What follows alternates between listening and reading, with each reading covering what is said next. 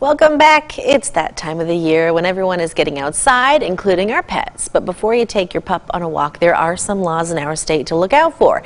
And who better to break it all down for us than local attorney Brian Waldman from the Sinus Dramus Law Firm.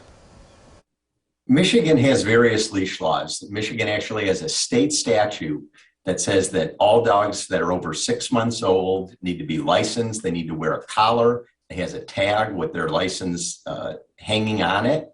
The only exception would be when a dog is legally joining someone to hunt.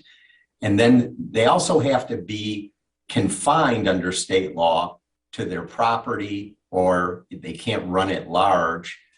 In other words, they have to be on a leash. And most local cities or townships have ordinances that also require dog owners to keep their dogs on a leash anytime they're off their property, that they can't run at large or run free. And for example, Lansing has a statute that says exactly that, and also says that if a dog is found running at large 2 or more times during a 6-month period, they're deemed a nuisance to the public, which means certain legal actions can be taken to stop the nuisance, and the fines in Lansing can be up to $500, which is consistent with other locations too.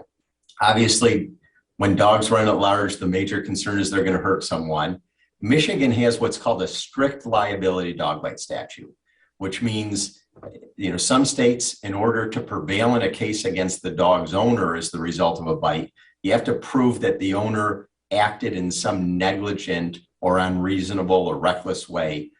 Maybe that they knew that the dog had a propensity to bite, or that they shouldn't have allowed it to leave their property. In Michigan, if you're bit by a dog, you have an absolute right to bring a claim against the property owner. All you need to show is that a bite occurred and you prevail in the case against the dog owner. The only defenses to the claim is if the person who was bit was trespassing or did something to provoke the dog to bite them.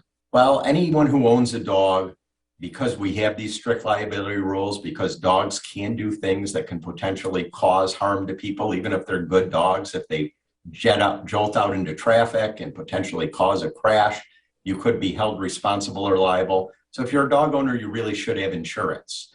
Dogs are typically covered on homeowners insurance policies or renters policies. Renters policies are very inexpensive to purchase. So if you're a renter and you're a dog owner, you really ought to think about getting renters insurance if you don't have it. And if you already have renters insurance or homeowners insurance, make sure you notify the insurance company that you have a dog, and make sure that your dog is covered on that insurance policies. Some companies exclude certain breeds.